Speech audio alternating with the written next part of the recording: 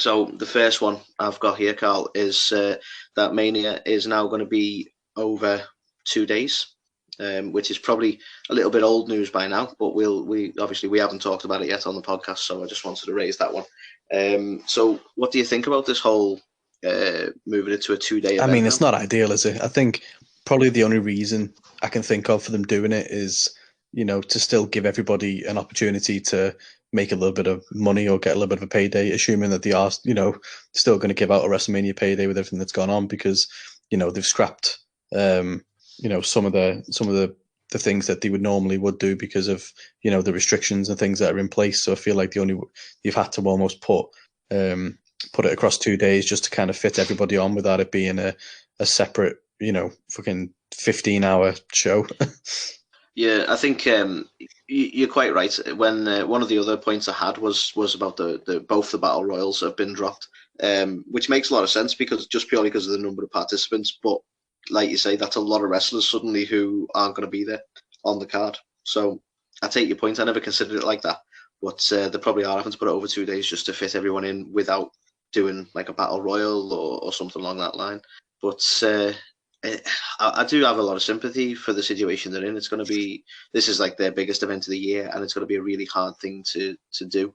It is such a shame. I think it's something obviously we look forward to every year. It's like our big, it's our Super Bowl, isn't it? WrestleMania is the Super Bowl of the wrestling industry, and it's something that we obviously count down to every year to have this, moment where we get together and watch it, and to have it kind of split over 2 separate days. And I don't know, and it's in the Performance Center. I think it's only in the Performance Center, although I did hear some murmurs of them maybe doing 2 separate locations. I'm not sure if you've heard anything on that. Well, I've not heard about it. Makes a bit of sense in some senses to the rumor I heard, which I'll go into. I know it's sort of bleeding over different points, but one of the other points I had for the Ringside Report was that they were going to be pre-taping some elements of it. So when they're referring to different locations, it might be some elements of that where some of the segments they're going to show aren't from the Performance Center, but they've sort of taped it where they could, or I don't know what the pre-taped elements are going to be.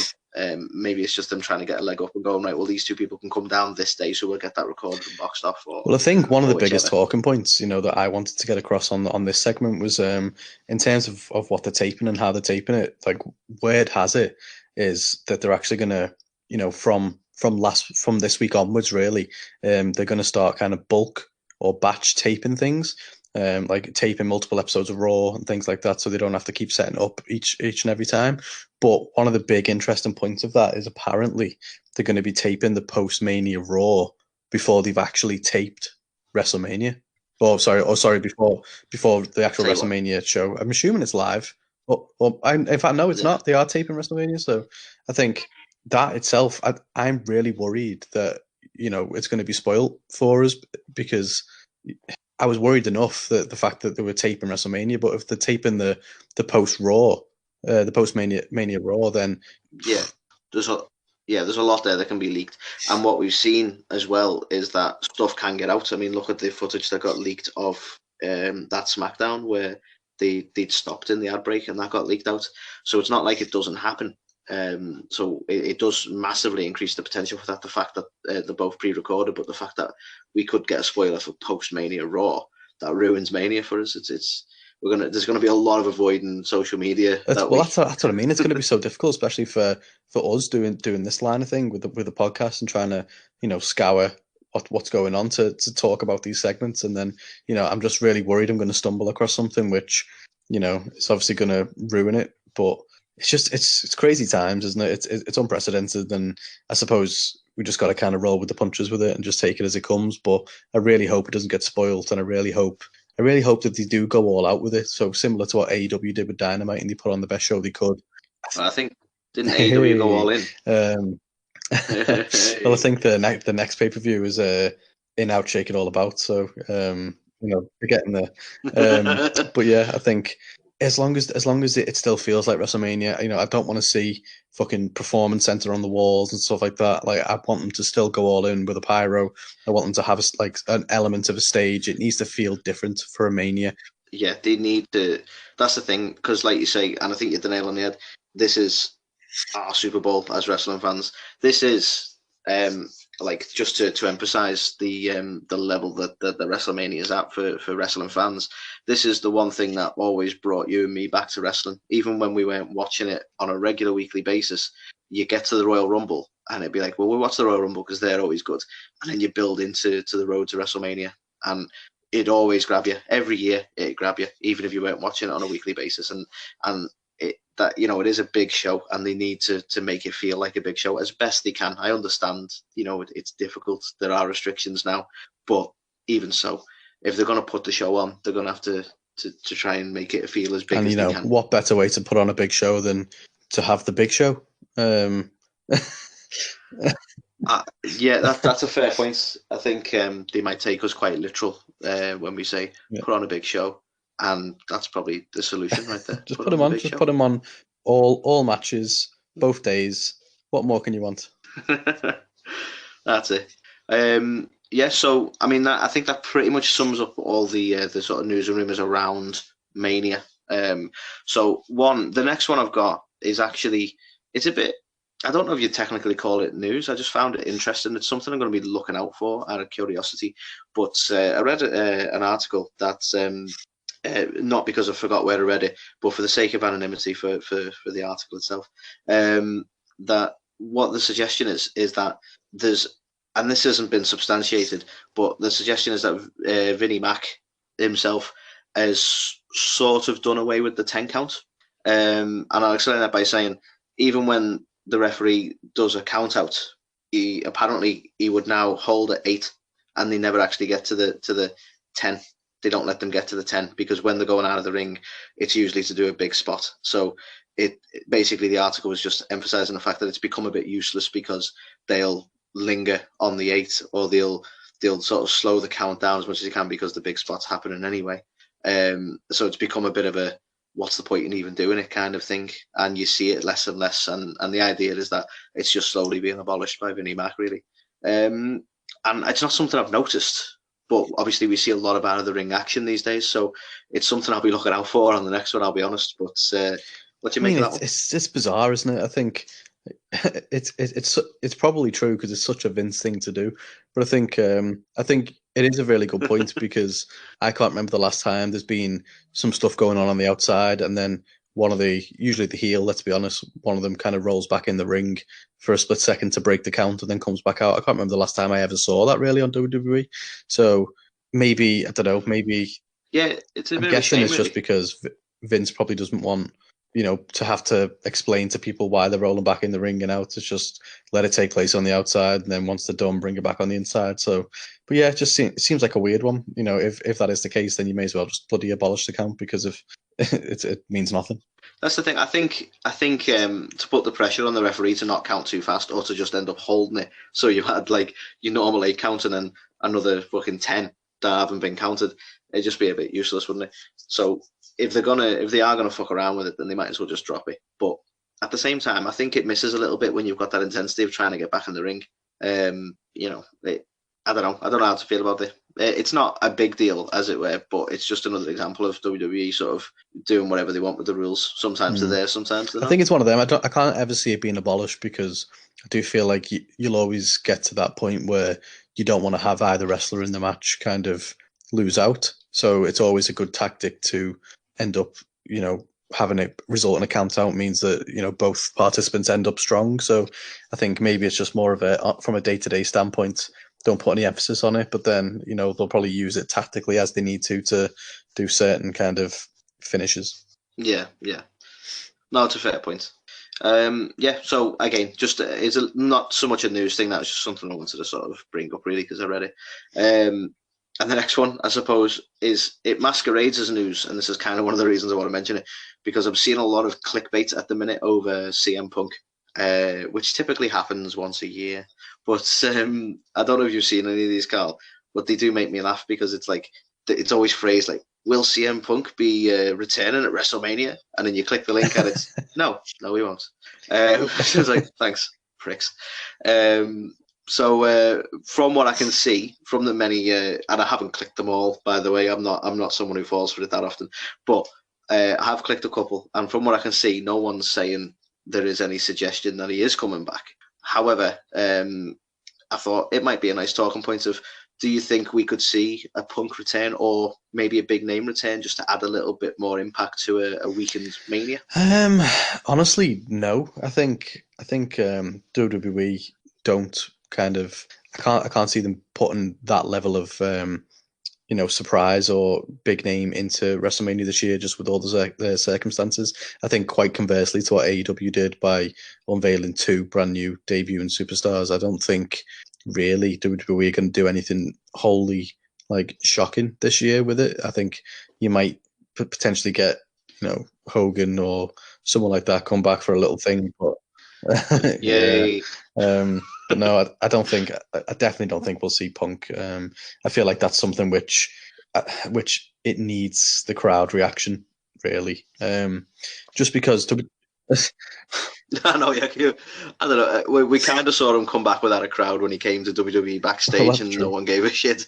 So yeah, I take your point. It'd be very very limp if he come back. I mean, it'd be the most Punk thing ever, won't it? Of him kind of coming back, getting involved in something, then just disappearing and never being seen again. After all this blows over, he just never comes back in front of a crowd. Yeah. Or to be honest, immediately throwing a strap. I mean, that's definitely very Punk. But I think to your point on the on the clickbait side of things, I have fallen for a couple. Not so much in the sense of the ones you're saying there, where did he contact Punk over WrestleMania? No, he didn't. But those really annoying ones where it's guess who's going to potentially be at WrestleMania? Click here to find out, and you click into it, and it's a fucking 25-30 slideshow thing that you have to get all the way through, and then at the very end it's fucking Gronk, and you're like, oh, for fuck's sake, wasted my whole life to try and figure this out. I think we should start introducing them onto our social media. Guess who's going to be at WrestleMania? And the big reveals like Roman Reigns. Fucking got yous. But now, to be honest, just to go slightly back to the Punk point, yeah. I do wonder, I'm not trying to add fuel to the whole Punk fire, because everyone goes, oh, will he come back? He'll never come back. And it's been going around for years, and it doesn't necessarily have to be Punk, but I could see them pulling something, purely because I could see it almost as a reaction to how well received Dynamite was, that they panic and throw money at somebody to come back. I really could. I'm trying to think who else would potentially be available to come back. I mean, I think... who's always available? Shawn Michaels. He don't even need money. He'll just go, okay. Triple H is asked. I think he's literally just permanently in character, Shawn Michaels. He's just gyrating in the back on every show, and then every now and again Triple H just, sends him out. Just quietly muttering to himself, I'm just a sexy boy. It's like, and I think he definitely does the high-pitched bit on that song as well, doesn't he? Let's be honest. But I think, we're probably going to see Samoa Joe come back. I think, we might see one or two others who have been featured in storylines and things like that. But I really don't think we'll see anything kind of groundbreaking, which is a shame. I don't feel thus far WWE have reacted very well to the circumstances that have kind of fell upon them. And, I'd love to be proved wrong, but I just don't see them doing anything monumental without there being a live crowd and a lot of eyeballs on it. And, you could argue that there might be more eyeballs on it because everyone's stuck at home self-isolating and all this, that, and the other. But I don't know. I don't think it's going to be that. I think everyone else is probably feeling the same. It's not going to feel like a big grand WrestleMania with all these celebrities and that, all this kind of stuff. So I think it'll have less mainstream appeal. And I think WWE only cares about mainstream appeal. So I don't think they'll waste a big name or a big, anything too big on this year's Mania. Yeah, I can see your point. It's an interesting one. Like when you mention about a lot more people being at home, which it sort of slightly leads me on to my next point, which I'll be honest, Carl, because we're both looking at the notes, not to break the behind the curtain kind of deal, but we're both looking at the notes and it's not on here, so apologies for that, Carl. But WWE are now offering the WWE Network for free. I don't know how long for, but you can certainly watch all the old WrestleManias, and this is since we got our 3 month, the 3 months free that we put out there on social media that we jumped on. That I think it was a Cricket or someone who were offering that out. Now, apparently, this is WWE themselves are going, okay, yeah, everyone's in a shit situation. You're all at home. Why not watch the WWE Network? So they're actually offering it. You can just access it now for free. But I don't know if that necessarily means for the most recent, like Mania 36. But it certainly seems you can watch all the old Manias and build yourself up a bit of hype. So it could be an interesting tactic for garnering a lot more viewers for it. But then, it is a pay-per-view, so I don't know how they'd make money from doing that. So I can't imagine they'd put... But they are putting WrestleMania on the network, aren't they?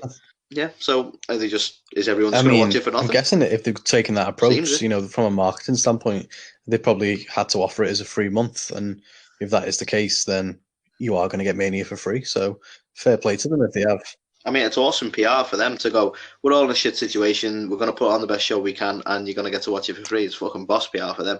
And I'm not suggesting that they're only doing it for PR. I mean, I just hope that they do put on the best show they can, and they don't just kind of half-ass it because it's in the Performance Centre. No, I take your point. As long as, I mean, what worries me is they're like, well, we've got this person via Skype that they seem to rely on. I say rely on, Paige did it, so it bugged me. But I hope that they don't, like, we want to get as much stars as we can, but they're not physically here, so we're going to do this. I hope they don't kind of do that, to be honest. I think they need to take notes from Dynamite and go, we need to put on some good quality matches as much as we can. It is. I don't want. It is going to be a really interesting point because they are going to be limited to the total number of people who can be in attendance. So even by them splitting it into 2 days, it doesn't leave much wiggle room for who they can actually have available. That's the thing. I think that's probably why you might genuinely see Seth and Owens go at it without any interference. It's like we can't come out to the ring. Maybe, but no, it's going to be. There's a lot that they have to work around. So it is. It's going to be a difficult one for them, but we can only hold our hope. What was I going to say next? Apologies. Sorry, I was just looking at my next note, which was something that we mentioned earlier about the learning the lesson from NXT. I don't know where this next one's gone because obviously he was on SmackDown, but I read a suggestion that Roman was being monitored for the COVID-19. So you'd imagine with concerns like that, they wouldn't have had him face-to-face with Goldberg, so I don't know whether that was just a rumour that fell flat pretty quick. But again, something I read that does worry you, doesn't it? Because obviously Roman's, as he likes to mention quite a lot, he's there day in, day out, so he could have quite happily passed that around. I mean, I don't know the full ins and outs of COVID-19 and, what makes someone high risk for it and things like that. But, obviously Roman has battled leukemia on multiple occasions. And I take your point, so it's not necessarily a possible contamination. It's just the fact that he's potentially. So I don't know whether he's just high risk for it, but I mean, it's definitely an interesting shout because they do all work in very, very close vicinity of each other. Literally beating each other up. So I think if anybody gets it in WWE or any kind of any of the other promotions, I think it's a pretty bad sign because you just imagine it spread like wildfire there. So they're definitely going to have to try and take some precautions, I think. The thing is, and this is the bit that worries me, especially in the context that you just put it in my head, that Roman's at higher risk of contracting it. And it makes a lot of sense because that is what like certainly in the UK now, they're writing to everyone who has pre-existing conditions that weaken them in that sense. So I can only imagine that he would be in a position where he's going to have to be careful because he's literally like not long come away from it. Well, it's only talking months away from getting the all clear from the leukemia, isn't he? So for me, I think is it not a bit too much of a risk having the possibility that someone could contaminate him? That's it's a big risk to take. I mean, being around fair play to him as well because he must be very well aware of that risk and he's well within his right to just go, do you know what? Nah, I'm not doing it. But seems like he's gonna, still carry on with it and stuff. So yeah. I mean, fair enough to him, and like you say, I'm sure he understands the risks, and I admire the fact that he wants to put on a good show and wants to carry on and win the title again that he inevitably will do. But yeah, to me, I'm just like, sincerely hope that it was just one of those rumor mill things, and there's no real risk for him, or the risk is very, very minimal, or the same risk as anyone else, because I wouldn't want a situation where he's putting himself that much at risk just for our entertainment, to be honest with you. So moving on to a less sour topic. Just in a similar vein to Mania, Dynamite have had to postpone Blood and Guts. Now, you might have seen a bit of interaction on this, people firing shots about it. And I think it was Jericho who come back and basically said the participants in the tournament, in the match alone, would exceed what they could do. So there's just no way they can have it under the current regs.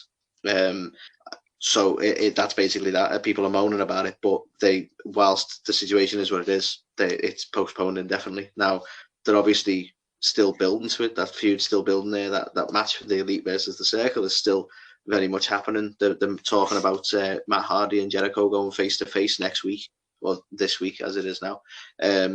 So it's all still being built, but you worry now, don't you? And go, well, how long are they going to have to build it? Because that's it. I think it's such a shame that they've had to cancel it. I think Blood and Guts, from what I know about it, is AEW's version of War Games. You know, it was very much a dusty, kind of match back in the day. So, they're not allowed to use the term War Games, but effectively that's what it is.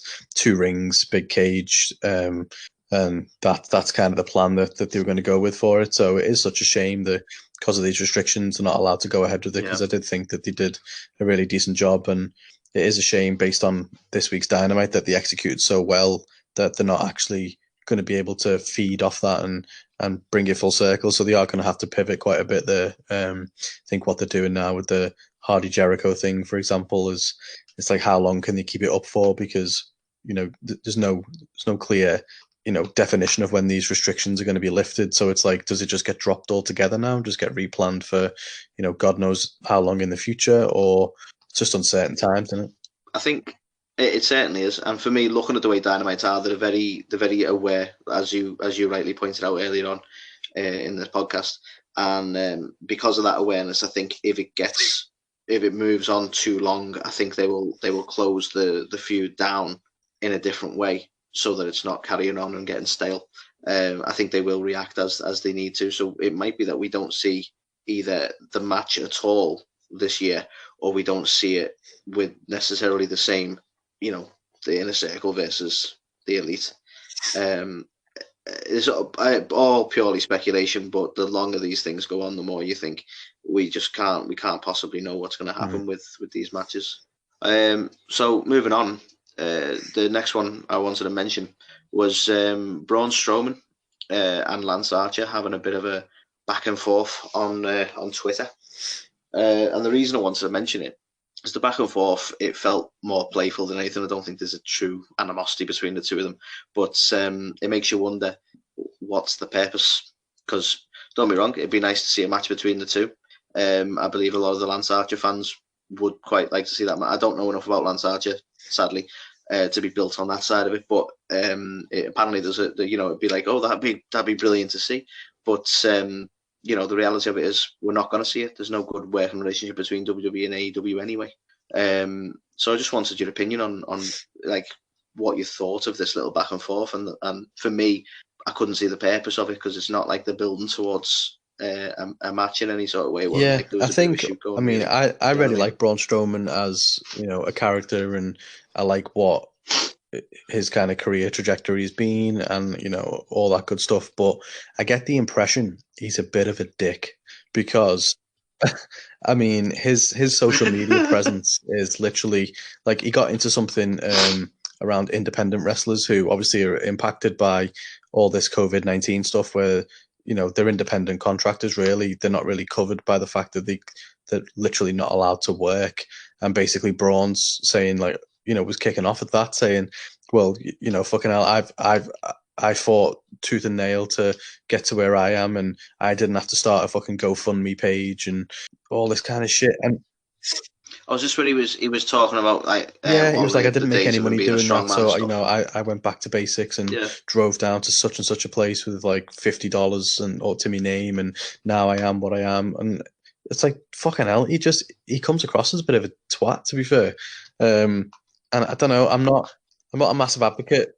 I think I was going to say, I'm not a massive advocate as well of like hunting in general, and I feel like the way he puts himself across on social media is he gets into little, flame wars with people that he can't seem to help himself but get involved in, and then the other half of him is just him shooting and killing fucking deer and God knows what else. So I'm just like, I don't think he's the best of people, but no, I can kind of see your point on what you're saying there, especially about the independent contractor element, because there was a time not too long ago, should I say, where WWE was sort of keeping their stars as independent contractors to avoid certain benefits and certain elements, and he very well could have been one of those people had it not been for the fact that they're desperately trying to make sure that no one wants to jump ship.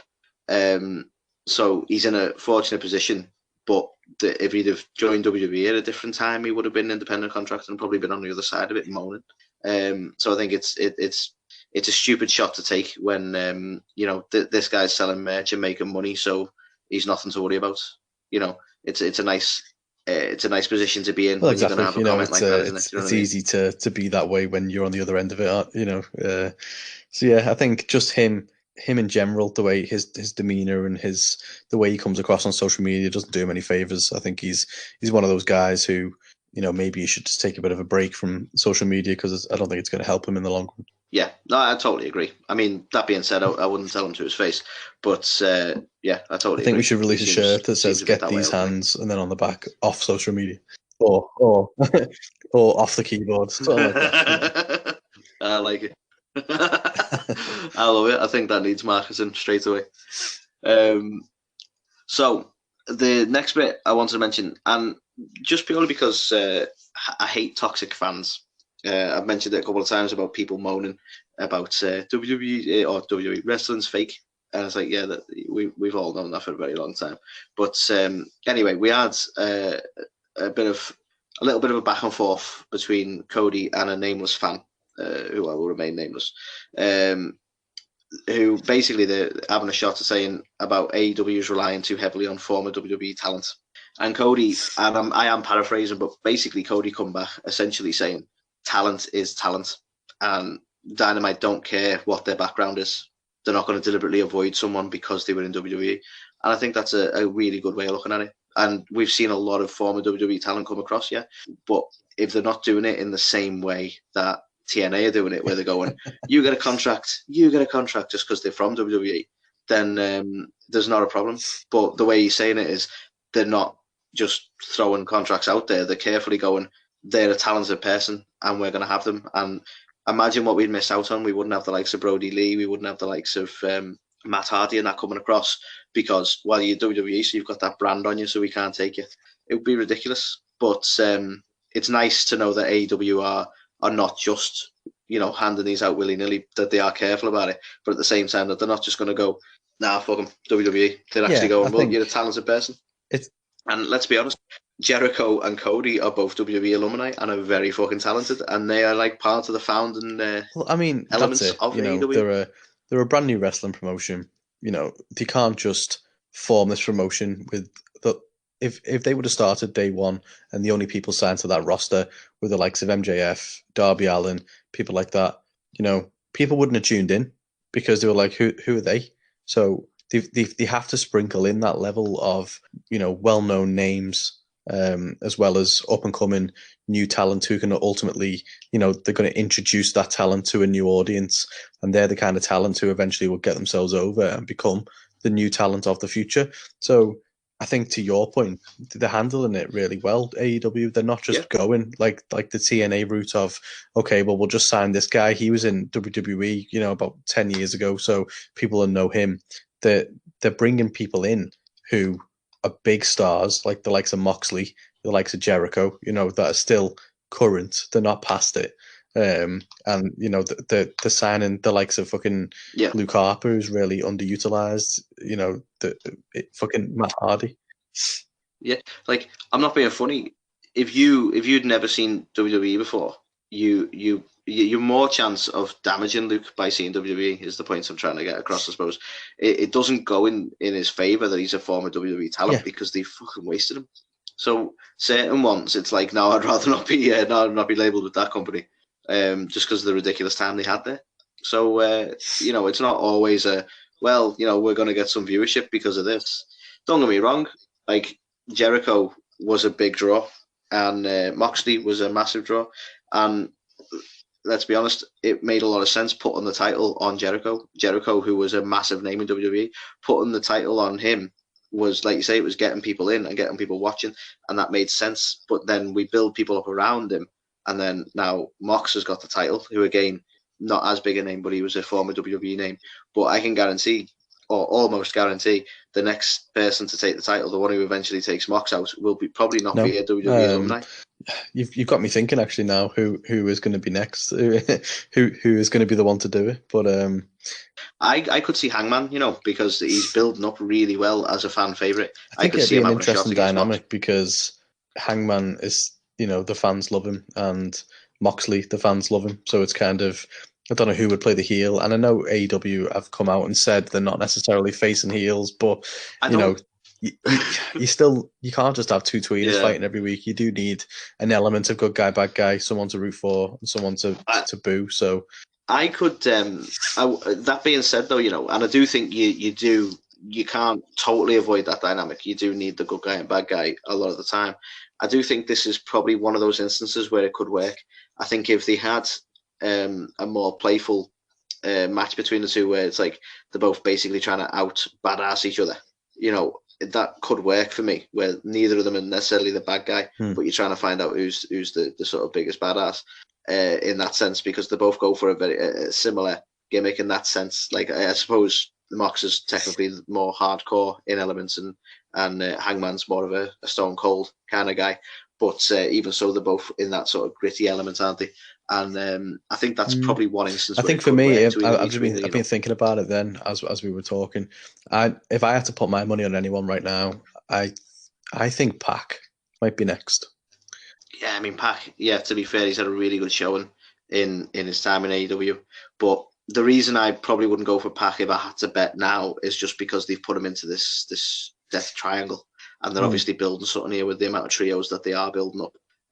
So I could see them. Yeah, I'm interested to see what they do from a trio standpoint, whether they actually announce some sort of tournament or some sort of trio titles. But I think even though there's a lot of trios, ultimately I kind of see their one as less of a trio and more of like a little mini faction. So so he's like I'm the hoping leader and they're the tag team. That he does get his chance to be like the main event guy, who he's got his posse of those guys as well to kind of to back him up if he needs. But yeah, I think I can see this being a future podcast topic of fantasy book in the future of Dynamite or AEW. I think that'd be good fun. That fantasy bookings. That's definitely one for the future. But I mean, the endless possibilities there, and that shows you though, because we are looking at talent in there now and going, I mean, certain people I couldn't see in the title scene just yet, but maybe they haven't got a workman's belt yet. They haven't got their IC title just yet. But don't you think like people like Darby Allin and that could be doing with an IC title? It's one of them. I get why they haven't had one up to now. But I think as the roster continues to grow, and they are getting some bigger names now as well. So I think it would make a lot of sense to introduce some sort of secondary strap to it. And I think if they do build it, with the prestige of the IC title, it's not just a title to give someone a belt, but to actually have it as like the proper, whoever holds this title is like the fucking, the workhorse of the company. Then I think it'll go down really well. Yeah, I totally agree. And there's a lot of talent there that you can feel it, that they're not like, world champion level at this point. It'd be weird to see Darby Allin with the main strap, but I think he would deserve something like an IC title or a European title or whatever they want to call it, whatever mid-card title they want to do. It makes sense to see him have a go at it. Do you know what I mean? But like right now, there's certain people who, whilst they are awesome, you couldn't see them up on the AEW title stage. So that was a fun digression, Carl. So so Cody said some things on Twitter to someone else. So the next one I've got is Cain Vasquez. I hope I said that right. Although I much prefer that pronunciation. No? Velasquez. How do you pronounce it? Velasquez. Kane Velasquez. I'll let it the other one out. Fuck you, Cal. He's a potentially spoiled return for Ronda Rousey. By all accounts, he put up a pic of the two of them in front of or at some sort of training center or performance center, but the current Mania sign could be seen in the background, which would suggest it was a very recent picture. So a lot of people are going, well, the only reason they both could be there would be that they're going to be appearing. What do you think of the suggestion that, I mean, both Kane, I shouldn't say Kane, given that we've already got a Kane, both Vasquez and Rousey could be appearing? Maybe, actually. I think when you mentioned before around, like, are they going to pull off some sort of big return or surprise? I mean, Ronda, I actually could see. I think, they both got history here to make it worthwhile, haven't they? So I think Velasquez is probably going to get involved in whatever the Mysterio fucking Andrade match is, because let's face it, he's Mexican. So yep. So Vince is just there like, look at his last name. So he's put him in the Mexican member of the Mexican medley. He'll be involved in that in some degree. Probably throw Dominic in there as well for no reason. And then obviously you've got the whole Becky Shayna Baszler thing, and Ronda and Shayna are best buds in real life. So obviously Becky and Ronda have got that history. So I could see Ronda, getting involved as a heel and being the next kind of folly for Becky. See, I could actually see if Ronda's going to come back on some level to feud, I could actually see her coming back and flipping the script, as it were, and have Shayna win the title and then Ronda go for Shayna, and everyone's like, "What? You bezies? What's going on?" Especially with Becky sort of taking time out to marry Seth. So yeah, I could actually potentially see maybe a bit of a run between them two, which would be an interesting feud to see. And Becky will be involved, so I'll be happy with that. It's definitely prime for both of them to have a level of involvement on the show. I think Ronda and Shayna will definitely be involved in some capacity if she does make an appearance, whether that's to help Shayna win the belt or to kind of come down and confront Shayna and be and do something in that regard. But yeah, interesting that they've been seen in front of the Mania sign. I don't know how far in advance of Mania that was and things like that, whether it is just complete, conjecture of, the buy a Mania sign, it means this. But yeah, I mean, bearing in mind, at this point, we already have our next Mania sign. So it's not like it's impossible to have been seen in front of it. Do you know what I mean? And it not be related to it. But I can see the point. It's likely that they might be, but even if they just sort of sat in the audience, I mean, you'd probably spot them a mile off now, given the lack of audience. But even if it's just an appearance in some capacity, I imagine if Vasquez is going to be there, it'll be potentially building against. Mind you, sorry, I'm going against myself whilst I'm talking, but I'm like, could he be going for Brock again? But kind of what would be the point? I don't know. They kind of rushed. They accidentally rushed through that, didn't they? I can't remember what the reason was, but they sort of went, right, that's done. Was it for one of the Saudi shows? I think obviously Velasquez and Lesnar have got that history from UFC times. I think it was just an opportunity to give him a little bit of fucking pay-per-view money, basically, from a bit of that Saudi money. But I think there was an intent on prolonging it a little bit, not to any great deal. But I think the delays in actually getting back from Saudi at the time caused some issues over the ability to put anything further on between them, from what I recall. But they certainly, it was kind of a one-time deal and wasn't visited all too long, which is not like WWE. So I could see potentially him just squaring up with Brock again, maybe. But that being said, if what we hope happens and Drew batters him everywhere, exactly. So fingers crossed he's nowhere near that really match. The best, is it? Yeah, with any luck. like you say, I hope he's just in the Mexican medley. Right, so the next bit we've got is a little tidbit. Really, is that Jeff Hardy I think this is quite big, really, because obviously Matt's now just gone and signed with AEW, so Jeff's back to being a single star again, properly, and this old theme music is what he had when he had his WWE title run, and I know it's very fondly, whenever people hear it, Right, they remember almost like what peak Jeff Hardy in the WWE. So I think, yeah, take your point. So it's not like original music in the sense of like the Hardy so I theme. think it's like original in the sense of like that it was the his first run. time, like when he first had it all those years ago. Yeah. It was the first time he was like a single star, and they ended up pushing him to the moon. So I think it's to give him that music again is, does that mean he's gonna get similar treatment and he is gonna get that push? I think Vince has always been quite high on Jeff, not so much Matt. I mean, I think Jeff's always been quite high on Jeff as well. Yes, that's the one. Oh no, Meth. But yeah, so I think very interesting for Matt Hardy to have his old music. Yeah, I mean, is he still going to be able to do his silly I don't dance? know. He's meant to be clean now. I can't recall the music. You see, I can't recall the. I mean, the theme music, it starts off the old kind of Hardy Boys way, but then it's got like vocals, hasn't it? It's something like, "Can you see the writing on the wall?" Something like, "Can you see the writing on the wall?" etc. Yeah. I love it, Carl. Keep going. Yeah, right. So it'll still have a similar sort of tempo. Although, was that all the meth? Because he's quite an energetic fellow when he's running around, isn't he? It could be chasing things that weren't there. So yeah, again, like you say, could it be an indication of he's going to go for a similar run? He's going to go after. I mean, I'll be honest. Let's have him feud. What brand is he on? So he's evidently not getting pushed anywhere because fucking hell's with Corbin. Yeah. Well, to be fair, it's Elias and Corbin, isn't it? So he was just a bit player. So I'm hoping he's not with Corbin. I'm hoping it's like, he's just passing on by. But to be fair, I would quite happily see Jeff taking a run at Roman if Roman wins the title. It'd definitely be a change of pace, won't it? It's a different feud for Roman instead of just big guy versus big guy. Yeah. Yeah, I could see Roman struggling with this. Like, stay still. I only have 3 moves.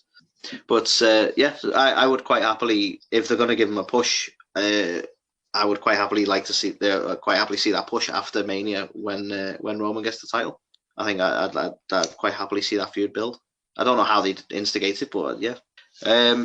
Right. So the next one is I'll precursor this one, Carl. Did you know the talented man that is Chris Jericho, as well as being a geography teacher, a rock singer, and a professional wrestler, he has just a small little podcast. I wonder whether we inspired him. Are you aware of this? Yeah, I think so. I mean, I'm sure we've been around longer, and I hope he does well with it. I hope he gets some followers. See, but yeah, he's called it Talk is Jericho, which is nice. I think you should have called it Y to the J. I think that has a better ring to it.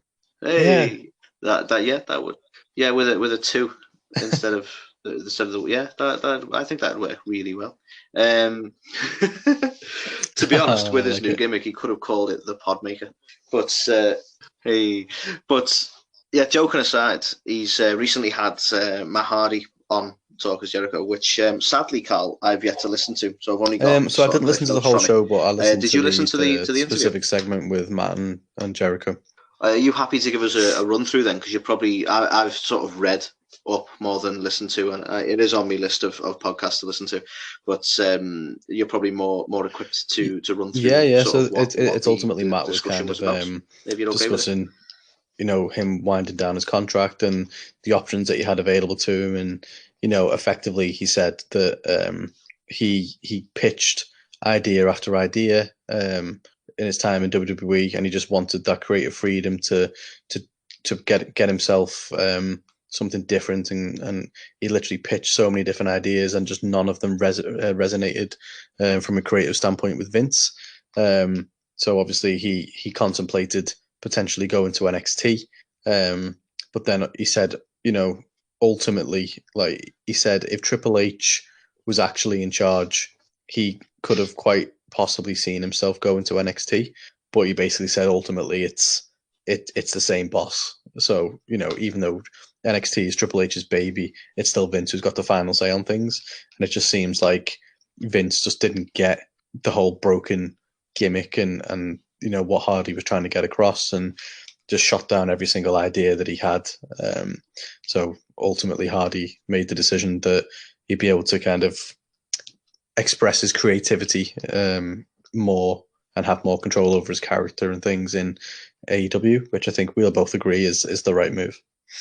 Yeah, I mean, I think we actually made that point, didn't we? That when in one of our previous Ringside Reports, it was suggested that he could be going to NXT. I think we both agreed that if he's wanting the creative freedom, the right place to go would be AEW or outside of WWE. So I think that he's definitely made the right choice, and it's interesting to see that those were the reasons. I have cited Matt previously as a very creative guy. I actually rate him more than Jeff, and I do think he was stagnating in WWE. It's a good place to go for a paycheck, don't get me wrong, but you could see that he wants to express himself, and not a lot of people get the broken gimmick. I'll be honest, when it had its run in TNA originally, I didn't really get it. But, I can get behind him as a character, but some of the stuff he was doing with the matches at the compound and Vanguard 1 and stuff like that, it's like, I don't know, am I behind the times? I don't know. But, and the crowd really got behind it, and you can't fault that. That's ultimately how it works, isn't it? If people are getting behind it, if the audience are loving it, then that's what's making the money. And surprisingly, Vince is, I say surprisingly, it's not actually that shocking anymore, but Vince he's past it.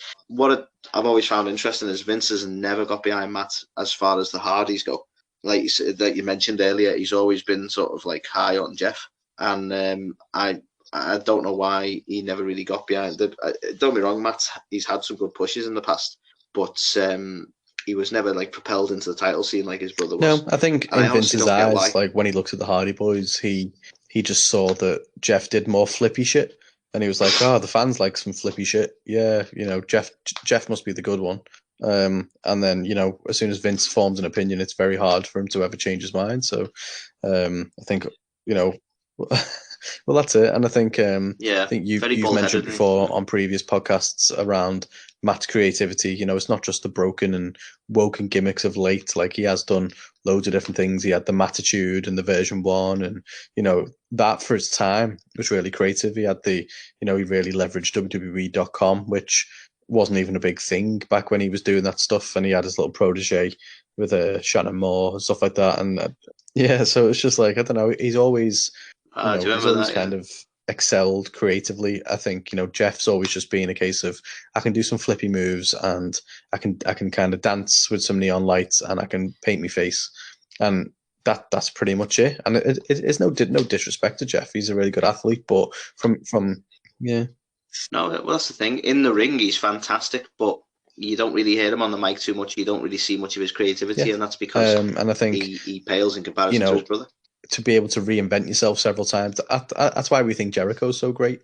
He's consistently reinventing himself and his character and his gimmick, and to a degree, slightly lesser degree, albeit, but Matt Hardy does the same thing with his gimmicks and the way he's refined his characters over the years. Oh yeah, no, I totally agree, and obviously we love Chris Jericho as a wrestler, and whilst, like you say, it's probably not as strong as the way Jericho can reinvent himself, Matt does echo that sort of ability, and he's definitely a creative guy, and I think that's probably what the industry needs more than anything, is creativity. You've got to move with the times. Or that's it, and I think hopefully it's a good fit for Matt and AEW. I think when TNA got Matt, and the whole Matt thing blew up, they literally just invested everything in Matt Hardy. They had full episodes of fucking Impact that was dedicated to him and things like that. Whereas I feel like exactly. So I feel like they I don't think AEW will ever go that far, and I think that's a good thing. I think they'll give Matt the creative freedom to be able to do some different stuff, but at the same time, it won't just be the Matt Hardy show. And I think that's the right kind of balance that we need. Yeah, no, I totally agree. They can't go as in as TNA, but I think AEW is a good place for him. It's interesting as well because by all accounts they've given him the freedom to do some New Japan stuff. So we're probably going to get a bit of what is it, Wrestle Kingdom? I believe is that their big pay-per-view for New Japan. So you could potentially see him getting to do a bit of that, which obviously we got to see Jericho do the Painmaker stuff over there, and it was good for building. Well, yeah, fingers crossed. I think he's so expressed, obviously, he said he's really keen to perform in any kind of capacity on Wrestle Kingdom, and his new contract does allow him to do that. So fingers crossed they can do something to make it happen. Yeah, it'd be no. The future looks good for him, and it'd be interesting to see. And I will definitely be listening to that podcast. It's interesting as well. Another little point I want to make is, despite how long ago Punk said it, and I've not really said a lot about Punk. I'm not a massive fan of Punk, but that being said, at the time he was saying a lot of things that a lot of people were feeling, and it made a lot of sense. And whenever people mention about, like, basically, like Matt's mentioned there, that if Triple H was running it, he'd be fine with it. And it just echoes that sentiment that's Punk made when he said that's the place to be better off after Vince is dead. And it's a horrible thing to say, but because I don't need we don't need Vince to be dead, but he needs to be very much hands off now. And whilst I don't agree with Punk when he was not in favour of Triple H and the like either, and I don't know if that was more of a shoot than anything. But it's interesting to see people echoing the similar sentiments, that it's almost Vince hindering the show now. He's hindering people's creativity. He's hindering I mean, Moxley mentioned it in another interview, didn't he? That Vince had just come along and be like, basically, I'm changing this. This is happening, and you're going to have to do it. And it's a shame, because it seems Triple H has got his finger on the pulse, really. But I'm baffled, because I thought once the fact Vince that he can't make the big decisions, launch the XFL, then he'd be a lot more hands off. But it doesn't seem to be the case from what I'm seeing. It seems like he's still very much involved, and he's still got his fingers all over it. So I don't. Yeah, I mean, we're still hearing reports of him rocking up to Raw. Probably not at the minute, but yeah, he was still sort of turning up and having a look at what's going on and making changes last minute on everybody. And it's like, fucking hell, like, that's the worst thing in the world, isn't it? Like, the big boss, the CEO of the company, just turns up and goes, "Nah, I'm changing that." Imagine in any other career that could. Imagine in either of our careers, Carl, that the CEO of the company just turns up, looks directly at what you're doing, and goes, "No, I want you to change everything about it." It just that would be that would hinder the fuck out of you. And you're probably thinking, yeah, definitely. I think that you'd have to show slow you down, wouldn't it? Real kind of ability to be able to work that on the fly.